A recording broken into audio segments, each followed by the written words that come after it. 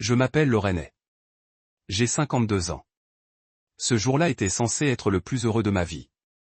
Le jour où ma fille Chloé a obtenu son master avec mention très bien. Famille, amis et proches se sont réunis dans un magnifique restaurant chic au cœur de Charleston. J'avais tout préparé dans les moindres détails, comme toute mère le ferait lorsqu'un enfant accomplit quelque chose de grand. Mais lorsque mon mari, Douglas, l'homme avec qui j'ai passé près de 30 ans, s'est levé pour trinquer, il n'a pas félicité notre fille. Il a annoncé qu'il me quittait pour commencer une nouvelle vie pleine d'inspiration. Puis, une femme s'est levée de la table du coin, a posé sa main sur l'épaule de mon mari et a dit, disons-leur la vérité. Avez-vous déjà été trahi en public? Donner toute votre vie à quelqu'un pour être rejeté comme une ombre? Laissez un commentaire si vous connaissez ce sentiment.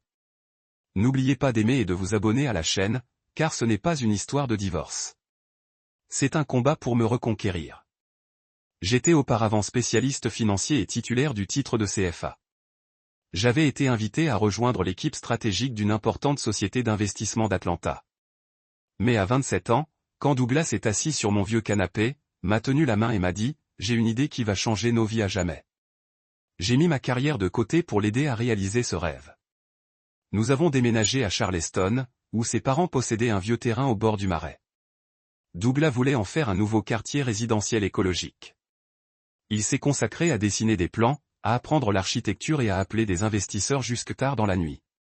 Quant à moi, j'imprimais des documents, élaborais des plans financiers, travaillais à temps partiel dans une banque locale et utilisais mes soirées pour surveiller les flux de trésorerie, les taux d'intérêt des prêts et les impôts fonciers.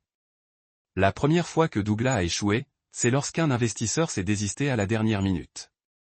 Il a perdu 200 000 $ de capital. Je ne lui en ai pas voulu. J'ai discrètement retiré de l'argent de mon compte d'épargne personnel, l'argent que mes parents m'avaient laissé pour l'aider à rembourser sa dette bancaire. Personne ne le savait, pas même Chloé. Je lui ai dit que j'utilisais cet argent pour réparer le toit, que maman devait se serrer la ceinture pendant un moment. La deuxième fois, Douglas a réessayé en je lançais une petite chaîne d'agences immobilières. Je l'ai aidé à mettre en place des systèmes financiers et j'ai appris moi-même la fiscalité des entreprises en Caroline du Sud pour éviter qu'il ne rencontre les mêmes problèmes. Mais il n'a fallu que 18 mois pour que l'entreprise s'effondre, entraînée par une mauvaise gestion et un procès intenté par un ancien associé. Quant à moi, j'ai continué à travailler à temps partiel, puis je suis devenu indépendant pour m'occuper de Chloé lorsqu'elle est entrée au lycée. Chloé était une fille incroyable, intelligente, gentille et profondément attachée à son père. Chaque fois que Douglas était absent pour le travail, Chloé lui faisait des dessins et les dédicaçait à papa, mon héros. Je ne blâmais personne. Vraiment, je me disais, c'est la vie. Chacun a son rôle. Douglas était le rêveur. C'est moi qui maintenais les choses stables. Chaque fois que quelqu'un me demandait pourquoi je n'avais pas poursuivi ma propre carrière, je souriais et répondais, j'investis à long terme, dans mon mari, dans mon enfant, dans notre famille. Un jour, ma mère est venue me rendre visite et m'a vu en train de régler les comptes de Douglas à 2 heures du matin. Elle est restée silencieuse un long moment, puis a dit doucement, mon chéri, parfois, les sacrifices ont besoin de conditions. J'ai souri et j'ai changé de sujet. Je pensais qu'elle ne comprenait pas. Ma mère était veuve à 38 ans. Elle était forte, froide, et ne se laissait jamais compter sur personne. Mais je croyais que l'amour, c'était traverser les tempêtes ensemble. L'un devait prendre du recul pour que l'autre puisse avancer. Mais parfois, je me demandais si je continuais à prendre du recul, allais-je disparaître de ma propre vie? Je me souviens très bien du jour où Douglas est venu me voir alors que Chloé était hospitalisée pour une pneumonie. Il m'a dit, ne t'inquiète pas. Je m'occupe de tout au bureau. Prends soin d'elle. Je suis resté à l'hôpital 3 jours d'affilée, dormant à peine. Mais la 4e nuit, j'ai couru chercher des vêtements. La lumière du bureau était encore allumée. Douglas était affalé sur le bureau, la tête plongée dans des rapports désordonnés. Je suis entré pour lui demander s'il avait besoin de quelque chose quand je l'ai entendu marmonner. Je ne peux pas continuer à dépendre d'elle éternellement. Sa voix a failli se briser. Sur le coup, j'ai cru que c'était la culpabilité qui parlait. Un homme aux prises avec son orgueil après un échec. J'ai tendu la main et posé la mienne sur son épaule. Il a sursauté, puis a esquissé un faible sourire. J'ai 2 ou 3 choses à finir. Tu devrais dormir un peu. Je n'ai pas insisté. Et j'ignorais qu'à ce moment-là, il avait déjà commencé à s'éloigner de moi. Non pas par des actes, mais par de subtiles histoires de distance. Il a arrêté de me téléphoner alors que je n'étais plus la première informée. Pourtant, je croyais faire le bon choix. Chloé avait besoin de stabilité. Douglas avait besoin de soutien. Je m'étais habitué à être la femme stable de la famille, et il semblait comme si tout le monde y était habitué. Du coup, personne ne m'a demandé si j'étais fatigué. Un jour, j'ai demandé à Douglas une petite part de capital pour lancer un service de conseil financier pour les femmes qui cherchent à devenir indépendantes après un divorce, une idée sur laquelle je travaillais depuis 6 mois. Il a souri et m'a dit, « C'est une excellente idée, mais tu devrais attendre encore quelques années, une fois que Chloé aura obtenu son diplôme. Si tu commences maintenant, je ne pourrai plus me concentrer. » J'ai plié le business plan et l'ai rangé dans un tiroir. Je me suis dit que j'attendrais encore un peu, mais je n'avais pas réalisé que la personne que j'attendais n'avait aucune intention de m'attendre. 3 mois avant la remise des diplômes de Chloé, j'étais dans la cuisine en train de préparer du café comme tous les matins lorsque Douglas est entré, l'air mal à l'aise. Il posa une pile de papiers sur la table et dit, « Voici le relevé bancaire dont vous aviez besoin pour votre déclaration d'impôt du mois dernier. » Je l'imprimai. J'acquiesçai en le remerciant, les mains encore humides d'avoir rincé des tasses. Il partit précipitamment en disant qu'il avait un rendez-vous avec un client en ville. Je n'avais pas prévu de le vérifier immédiatement, mais après m'être séché les mains et avoir ramassé la pile, je réalisai que ce n'était pas un relevé bancaire. C'était la copie d'un contrat de dépôt de garantie immobilière pour une maison au bord d'un lac, au nord de Charleston. Adresse complète, plan préliminaire et un acompte de près de 40 000 $. Je fronçai les sourcils et tournai la page suivante. Les propriétaires indiqués étaient Douglas et Averyline. Je restai figé dans la cuisine. Une goutte de café tomba sur le dos de ma main, mais je ne la sentis pas. Le nom d'Averyline n'avait jamais été mentionné de ma vie, du moins pas clairement. Mais vu la façon dont son nom apparaissait à côté de celui de mon mari sur une propriété partagée, ce ne pouvait pas être une erreur innocente. J'ai appelé Douglas, je ne l'ai pas interrogé, je n'ai pas claqué la table ni déchiré les papiers comme dans un film. J'ai calmement plié les documents, les ai mis dans une enveloppe et les ai enfermés dans le petit classeur du bureau, un classeur que Douglas ne touchait jamais. Ce soir-là, je l'ai observé de plus près. Il discutait encore avec Chloé, l'interrogeait sur sa thèse, sur l'entreprise qu'elle choisirait après ses études. Il me regardait toujours et souriait quand j'apportais les lasagnes à table. Mais le sourire que je lui ai rendu ce soir-là, c'était le premier que j'ai dû forcer de toute notre vie conjugale. J'ai commencé par quelque chose de simple, en vérifiant à nouveau tous les comptes bancaires communs. J'avais toujours été celle qui gérait les finances du ménage, mais depuis que Douglas a lancé sa nouvelle entreprise, il avait séparé le compte professionnel, prétextant que c'était pour préserver la confidentialité. J'ai accepté, non pas parce que je lui faisais entièrement confiance, mais parce que j'étais trop épuisé pour tout gérer comme avant. Mais maintenant, j'ai vérifié chaque ligne de chaque relevé, chaque fiche de paie, chaque transaction par carte de crédit. En une seule soirée, j'ai trouvé 3 virements réguliers, une fois par mois, vers un compte dont les sommes étaient inscrites sous notre nom de famille. Les montants n'étaient pas importants, mais constants, 2 400 $ le 7 de chaque mois. J'ai commencé à soupçonner qu'il ne s'agissait pas d'une simple liaison, mais d'un projet à long terme. Le lendemain, je ne suis pas allé à mon bureau comme d'habitude. J'ai plutôt rencontré une vieille amie, Martha Ducas, aujourd'hui détective privée à Greenville. Martha et moi avions suivi une formation en comptabilité judiciaire ensemble près de 20 ans auparavant. Je lui ai brièvement exposé mes découvertes, gardant certains détails clés pour moi. Elle m'a regardé et m'a dit doucement, « Len, si tu veux la vérité, je peux t'aider à te préparer. » La vérité pourrait ne pas être tendre. 2 semaines plus tard, Martha m'envoyait son premier rapport récapitulatif. Avec les virements, elle avait retrouvé le compte du bénéficiaire. Il appartenait à une petite société d'investissement appelée Lynn & Associates, dirigée par Averyline, 34 ans, célibataire et possédant une résidence classée à Mount Pleasant. Il y avait aussi des photos. Avery avait les cheveux roux, une silhouette élancée et portait une robe crème lorsqu'elle marchait aux côtés de Douglas lors d'un événement le week-end. Ils ne s'embrassaient pas même dans les bras, mais la main de Douglas reposait délicatement sur son dos, comme si c'était une seconde nature. Je me souviens de la sensation que j'éprouvais en tenant cette photo. Ni colère, ni jalousie.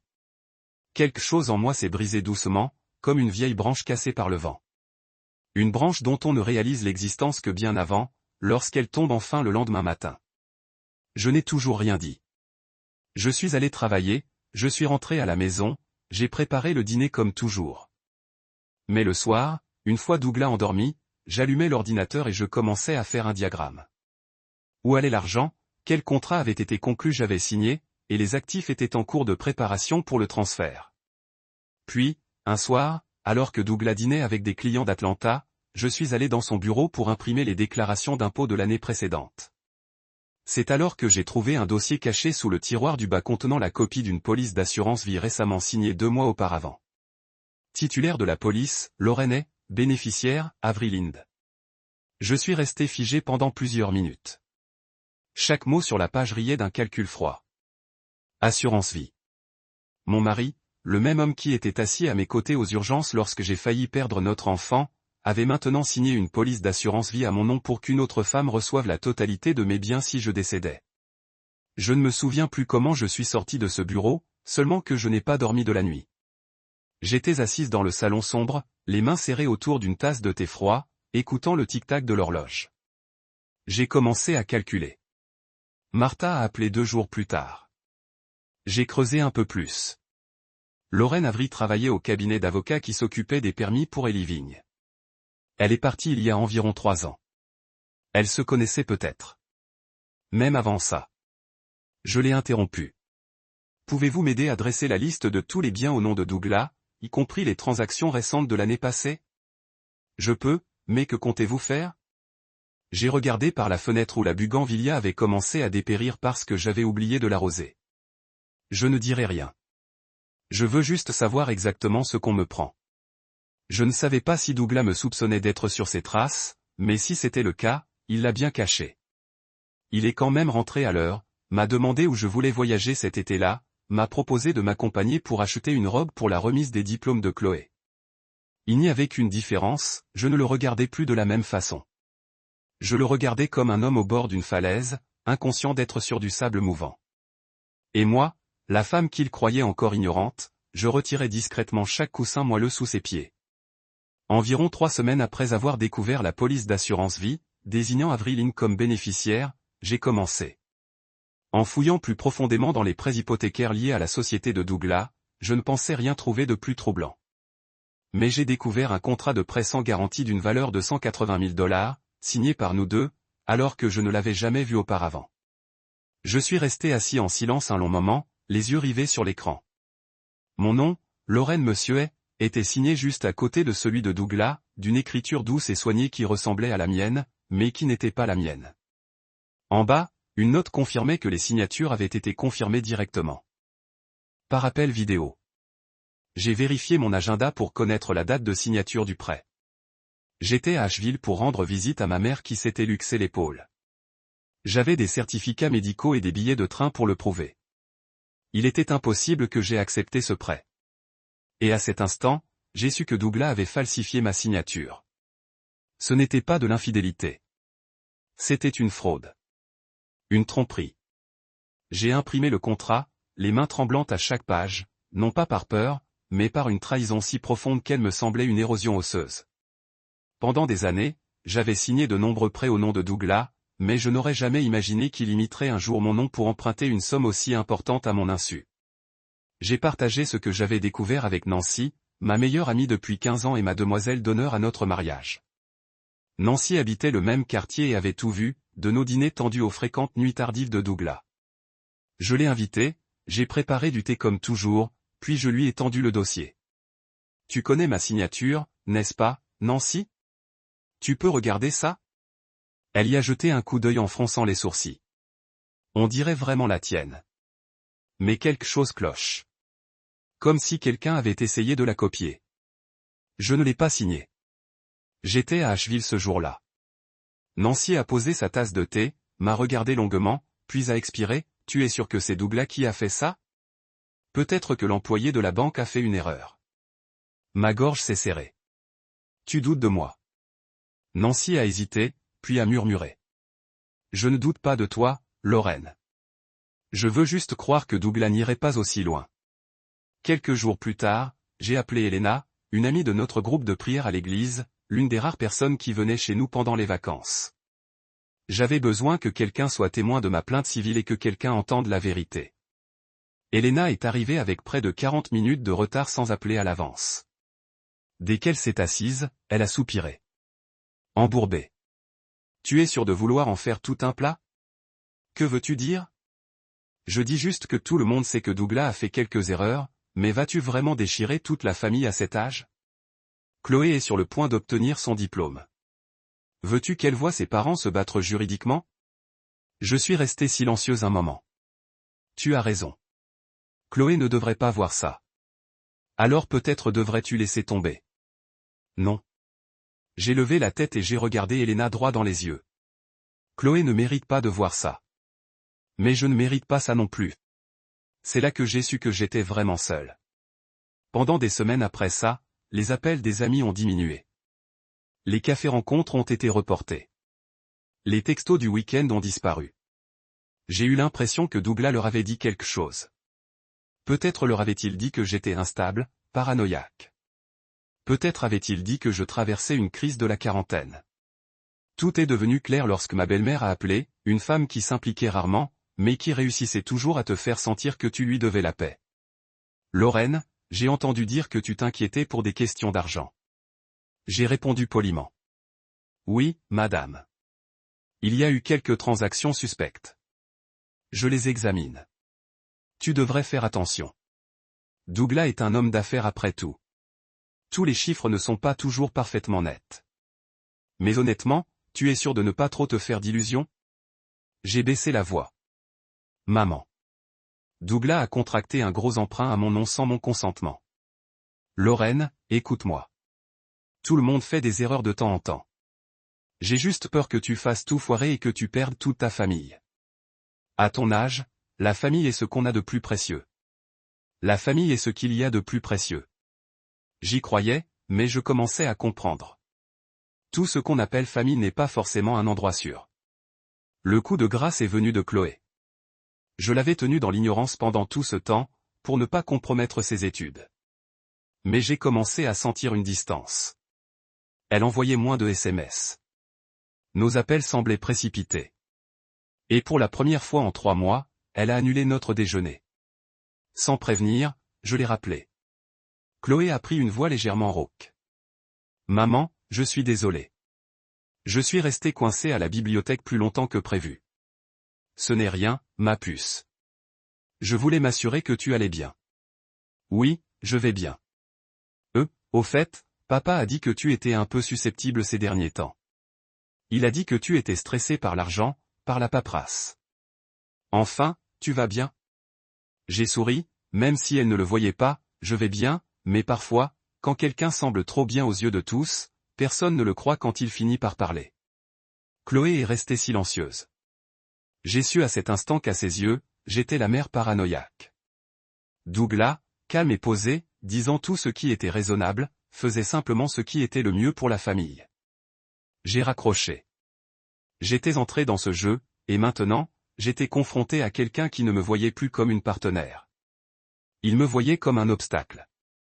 Et j'ai compris une chose, si je voulais survivre à cette tempête, je ne pouvais pas me fier uniquement à mes émotions. Je devais retrouver ce qui était autrefois ma force, ma logique et tout ce que j'avais enfoui pendant des décennies en tant qu'épouse en coulisses. Après cette dernière conversation avec Chloé, je ne me suis plus accroché à l'illusion d'attendre que la vérité éclate d'elle-même. J'ai élaboré un plan. La première chose que j'ai faite a été de contacter Tessa Monroe, une avocate spécialisée dans la protection des biens et la fraude conjugale, basée à Raleigh, en Caroline du Nord.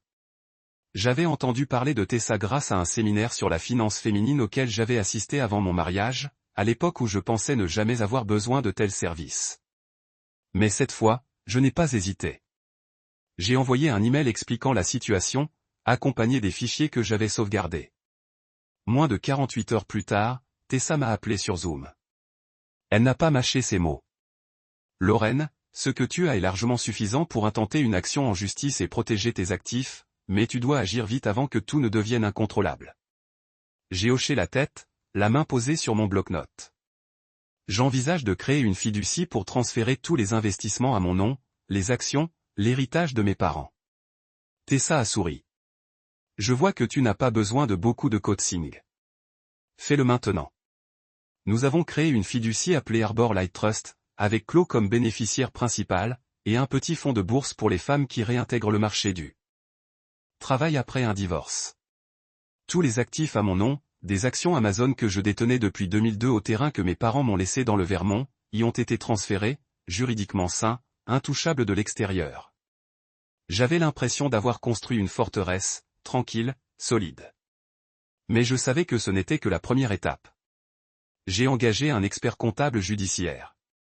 Carl Jennings, 65 ans, ancien expert en audit interne pour un fonds de pension fédéral. Carl n'était pas du genre bavard, mais chaque mot touchait juste.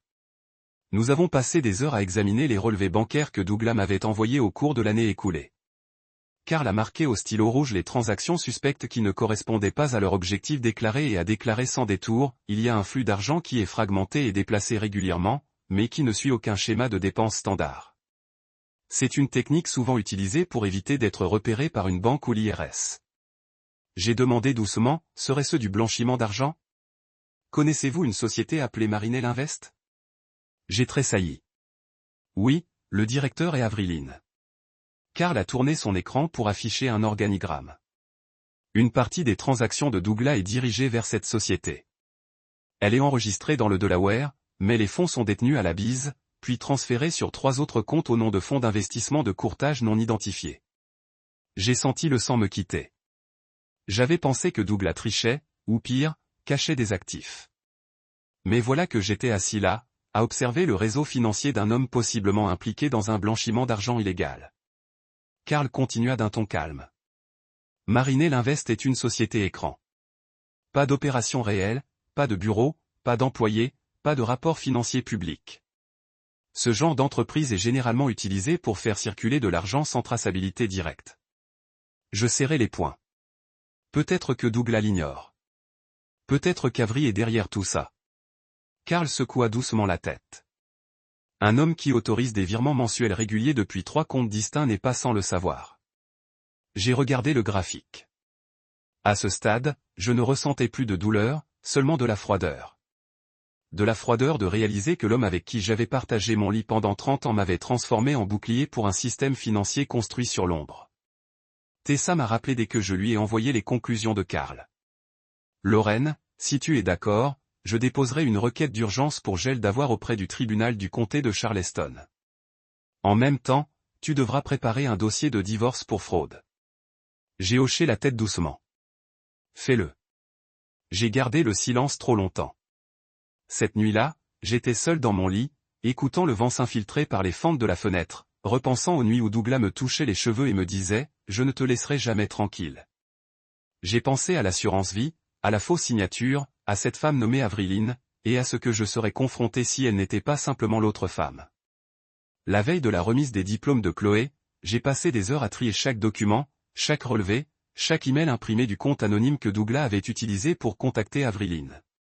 Tout était soigneusement rangé dans une chemise en cuir bleu foncé fermée par une double fermeture éclair, doublée de papier ciré pour la protéger de l'humidité, comme si je protégeais ma propre volonté.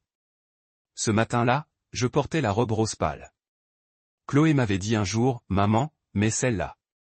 Tu ressembles plus à une maman fière qu'à une directrice de banque avec. » Je me suis rendu au restaurant que nous avions réservé pour le dîner de célébration, calme comme si aujourd'hui était vraiment consacré à la célébration de ma fille.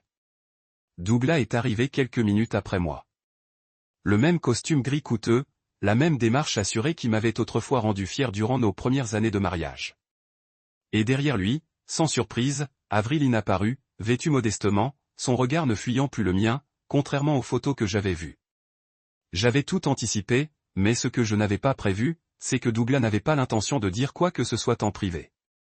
Au milieu du tintement des couverts et des verres remplis de vin, Douglas se leva, prit le micro du restaurant et fit son annonce comme s'il recevait une récompense. Aujourd'hui, je ne suis pas seulement ici pour célébrer les accomplissements de Chloé, ma fille, dont je suis très fier. Je veux aussi vous annoncer que je commence un nouveau chapitre de ma vie, un chapitre qui exige honnêteté, liberté et courage. Je levai les yeux et posai lentement ma serviette sur mes genoux. Les regards des tables voisines commencèrent à se tourner vers moi. Chloé, assise entre moi et son père, se retourna en balbutiant. De quoi parlez-vous? Douglas ne lui répondit pas. Il se tourna vers Avery. Elle se leva et, comme si elle avait répété, sourit et dit d'une voix forte, il est temps d'arrêter de faire semblant. J'ouvris mon sac à main, en sortis la chemise bleue et la déposai délicatement sur la table devant Douglas. Un cadeau pour ton nouveau chapitre, Douglas. Il fronça les sourcils. Quoi? Qu'est-ce que c'est? Je ne répondis pas. Je me tournai vers Chloé et parlai doucement. Quoi qu'il arrive aujourd'hui, je veux que tu saches que j'ai toujours été fier de toi. Ce que je fais, ce n'est pas par haine. C'est parce que je ne peux plus me taire. Je lui serrai la main, puis quittai la fête. Je sentais des milliers d'yeux me suivre comme des épingles dans le dos, mais je ne baissai pas la tête. J'entendis Douglas crier derrière moi. Lorraine, que fais-tu? Je ne me retournai pas. Ce soir-là, Douglas fut convoqué au bureau des enquêtes financières du comté pour répondre à plusieurs transactions suspectes impliquant des actifs commerciaux et des fonds d'assurance. Je n'eus pas besoin de déposer plainte moi-même. Mon avocat travaillait avec l'accusation depuis 2 semaines, préparant tout pour ce moment précis. J'ai été le premier à porter plainte au civil, exigeant un audit complet de nos biens communs, le gel de tous les comptes joints et la suspension temporaire de tout retrait d'investissement actif. Le lendemain matin, alors que je préparais du café, Chloé est entrée dans la maison sans frapper comme à son habitude. Ses yeux étaient rouges et gonflés, sa voix tendue. « Maman, que se passe-t-il? Papa est vraiment sous enquête? Il a dit que tu avais tout mis en scène pour le détruire. » J'ai tiré une chaise. « Assieds-toi, ma puce. Je n'avais pas prévu de t'impliquer dans cette histoire, mais je suis peut-être restée silencieuse trop longtemps. » J'ai ouvert mon ordinateur portable. Ouvert le dossier des enregistrements et lancé la lecture. La voix de Douglas, issue d'une conversation que j'avais enregistrée en secret lorsqu'il était au téléphone avec Avery dans notre bureau, a résonné dans la pièce. Tu n'as pas à t'inquiéter pour l'argent. L'assurance vie est au nom de Lorraine, mais tu en es la bénéficiaire. Elle ne se doute de rien. Tout se déroulera dans les limites du raisonnable. Même si elle disparaît soudainement pour une raison ou une autre, Chloé écarquilla les yeux. Papa avait-il vraiment dit ça? Je ne réagis pas. Je passai la vidéo suivante, celle sur le compte Biz où Douglas racontait à Avery qu'il avait utilisé une société écran pour transférer l'argent plus rapidement. Ma fille resta assise là, stupéfaite, silencieuse.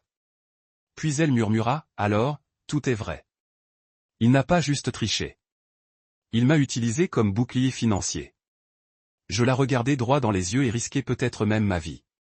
Chloé fondit en larmes. Pas les larmes d'une enfant bouleversée, mais les pleurs de quelqu'un qui venait de découvrir le vrai visage de quelqu'un en qui elle avait cru jusqu'à l'os. Elle courut vers moi et me serra fort contre elle, sanglotant. Je suis désolé.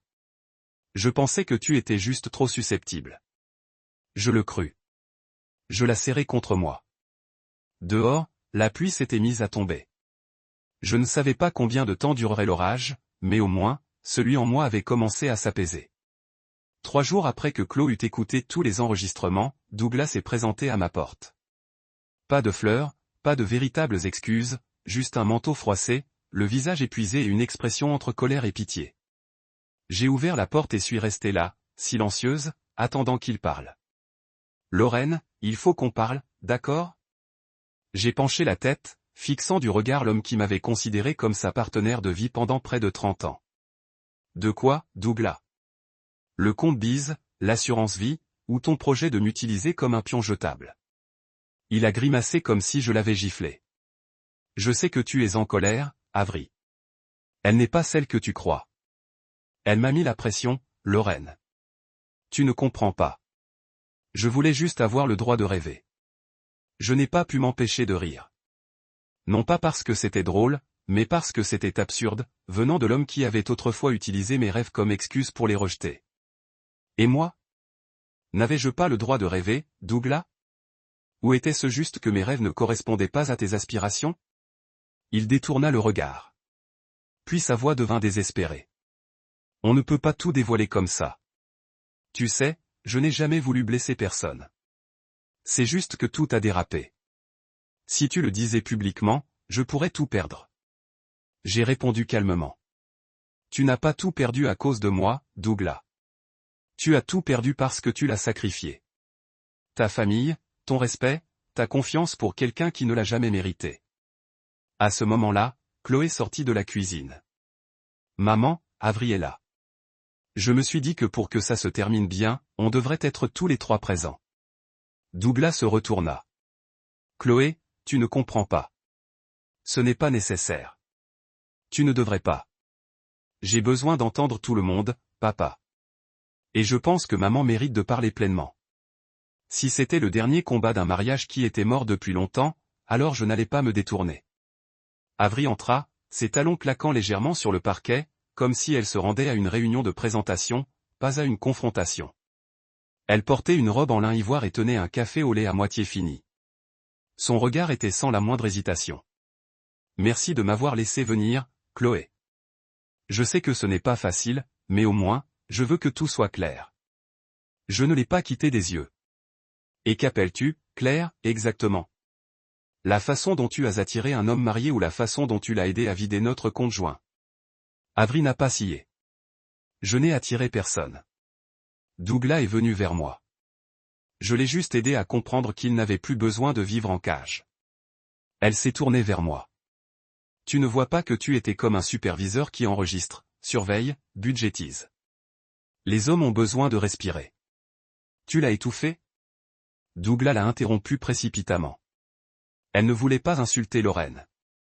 Elle a dit ça seulement parce que j'ai levé la main pour le faire taire.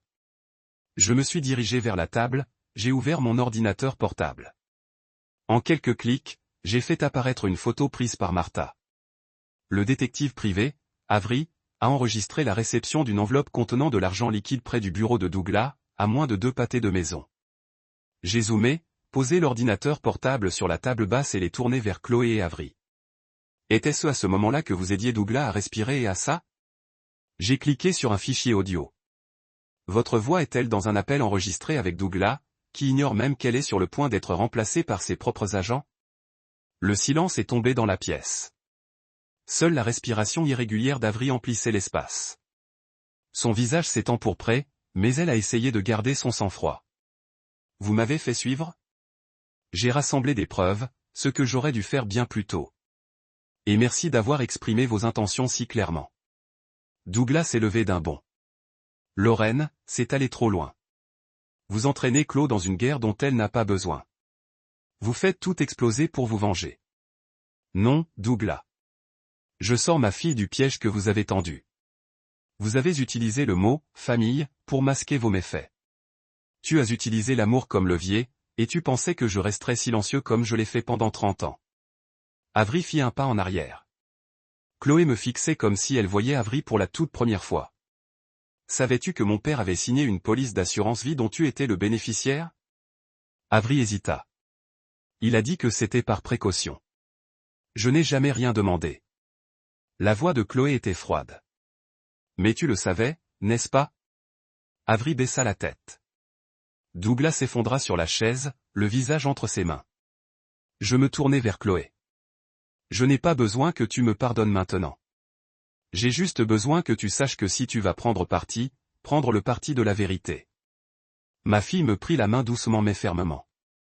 3 semaines après cette confrontation, je suis entré dans la salle d'audience du tribunal du comté de Charleston avec un dossier de plus de 300 pages. Pendant toute l'audience, je n'ai pas regardé Douglas une seule fois. Je n'avais pas besoin de savoir comment il réagissait. Je ne me demandais plus si le visage à côté de moi était toujours le même homme qui me tenait une fois la main alors que je donnais naissance à Chloé. Ce qui comptait maintenant, c'était la vérité. Et cette fois, la vérité était de mon côté. Mon avocat, Tessa Monroe, a clairement présenté chaque sentier de transaction, chaque compte lié, chaque copie de passeport forgé que Douglas avait utilisé pour les transferts internationaux. Elle n'a pas élevé la voix, n'a pas dramatisé. Elle a simplement décollé le masque construit avec des dîners, des séances de travail en fin de soirée et tous les mots doux qu'il avait chuchotés aux oreilles de notre fille pendant des années. Le côté de Douglas était faible. Son nouvel avocat, un jeune homme nerveux, a continué à retourner des fichiers comme s'il essayait d'échapper à un labyrinthe. Je n'ai pas vu Avery dans la salle d'audience. Selon Tessa, elle avait tranquillement démissionné de Marinette Invest une semaine après le gel du compte de l'intimidateur. Pas de fanfare, pas de regret. Elle a disparu comme si elle n'avait jamais existé dans le monde de Douglas, le laissant seul dans l'épave qu'ils avaient créée ensemble. Après l'audience, Douglas m'a approché avec hésitation. Je suis Lorraine. Pouvons-nous parler en privé? Il ne reste plus rien à dire en privé, Douglas. Ce que vous devez prouver est maintenant entre les mains de votre avocat et les yeux de la cour. Je pense que peut-être que la médiation serait meilleure pour nous deux. Pour Chloé, j'ai plissé les yeux, ma voix stable. Ne traînez pas Chloé dedans. Elle a déjà été assez blessée. Et vous savez très bien si j'accepte la médiation, cela signifie balayer votre fraude financière sous le tapis. Je ne tiens pas de rancune, mais je ne suis pas assez aveugle pour signer le pardon pour un homme qui considérait une fois mon assurance vie comme une opportunité d'investissement. Douglas baissa la tête. Il n'a rien dit de plus. Ce soir-là, juste au moment où je me versais une tasse de thé, Chloé s'est présentée. Elle n'avait pas envoyé de texto à l'avance, mais quand j'ai ouvert la porte et l'avoir vue debout là, silencieuse et me serrant fermement, j'ai senti quelque chose se soulever en moi. Nous nous sommes assis dans le salon sous une lumière jaune chaude. J'ai attendu en silence. Chloé baissa les yeux sur ses mains, puis parlait, sa voix à peine un murmure. J'étais tellement en colère contre toi de ne pas m'avoir dit plus tôt. Mais maintenant, après tout, j'ai juste honte. J'ai touché sa main doucement. Vous n'avez pas besoin d'avoir honte de faire confiance à quelqu'un que vous aimiez. Cela signifie simplement que vous avez un cœur. Mais je me sens doublement trahi. Papa t'a trahi. Et pendant un moment, je vous ai aussi trahi. Parce que je pensais que vous étiez peut-être de manière excessive. Je lui ai fait un doux sourire sans blâme. Tout le monde veut croire la version plus facile des choses. J'étais comme ça aussi. Chloé essuya ses larmes. Elle regarda autour de la maison.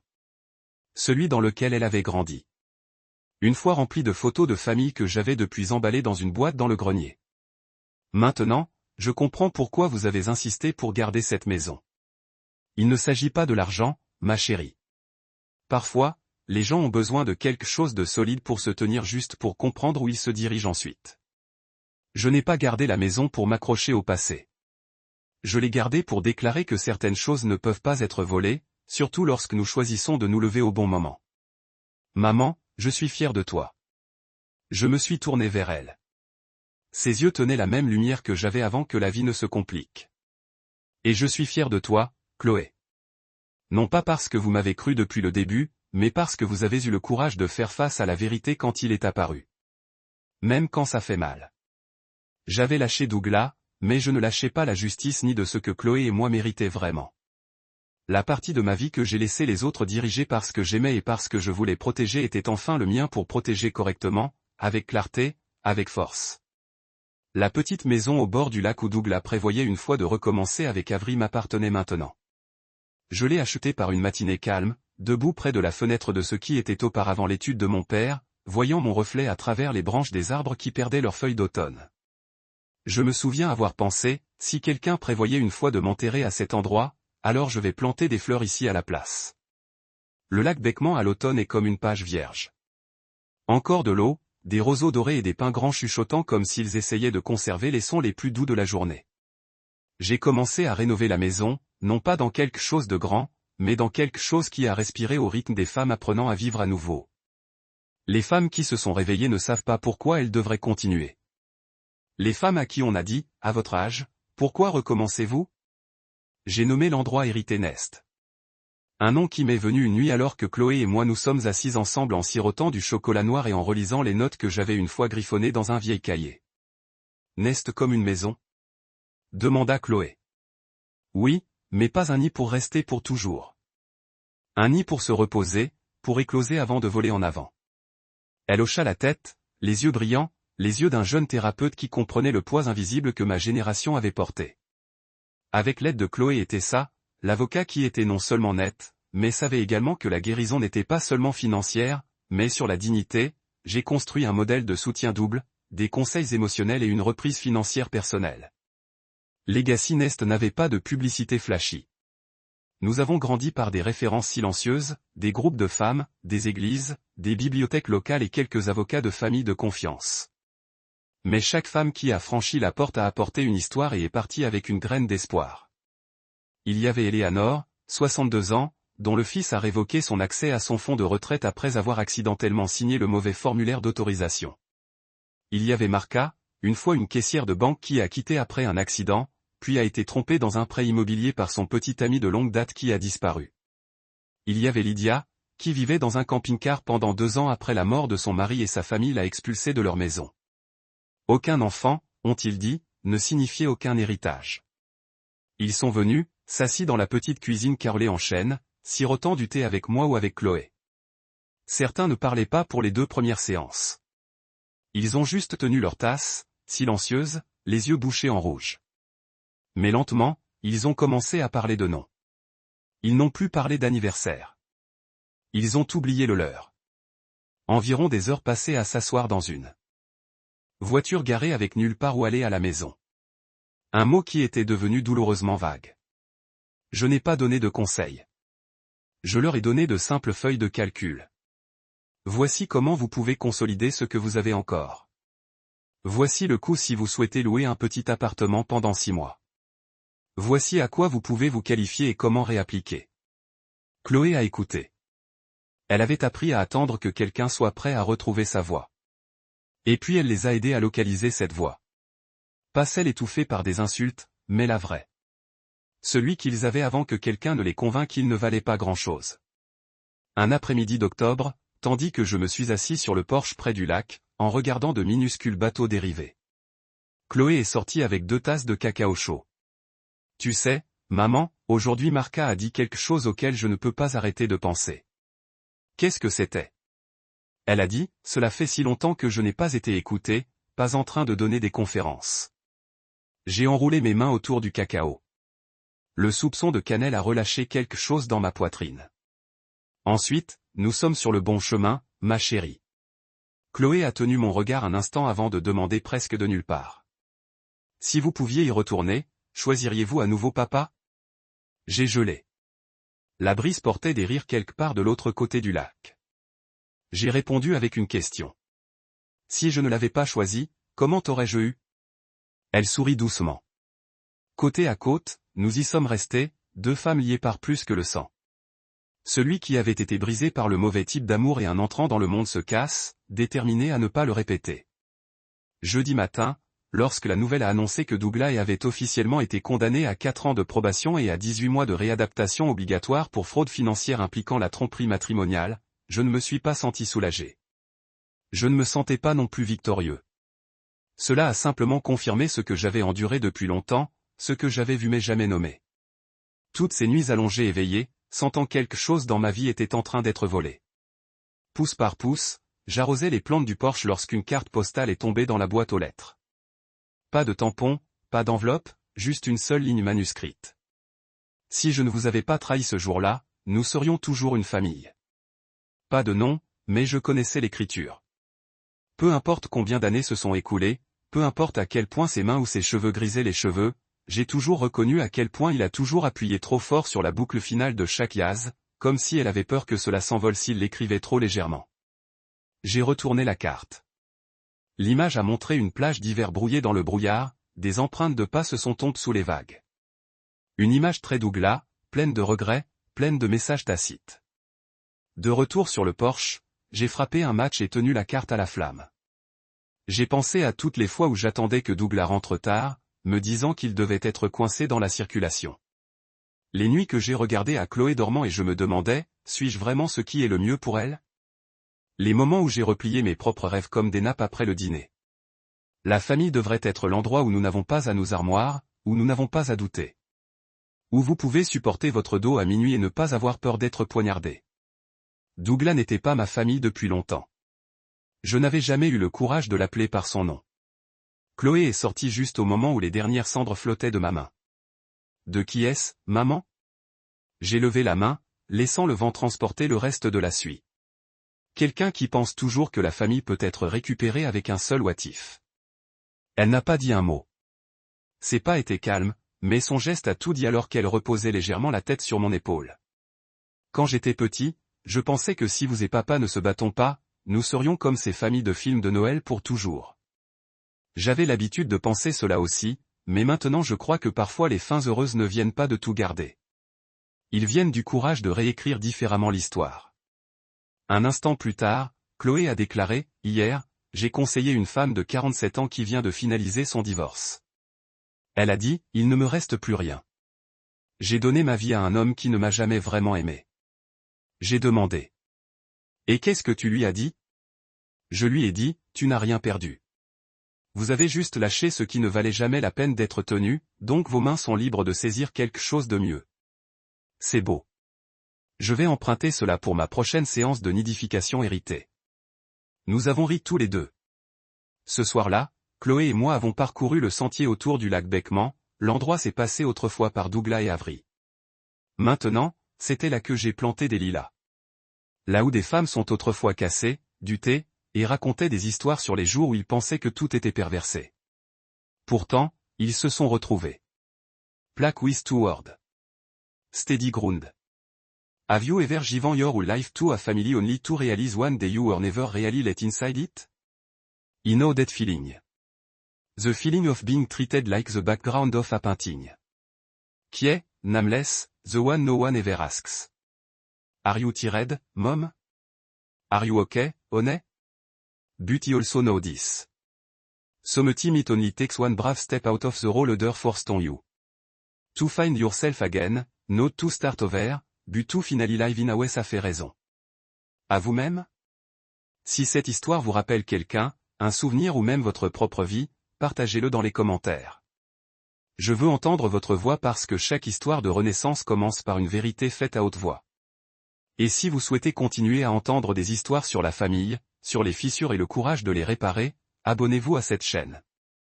Nous leur disons toujours pas les contes de fées, mais de vraies histoires du cœur de ceux qui sont restés silencieux pour bien aussi.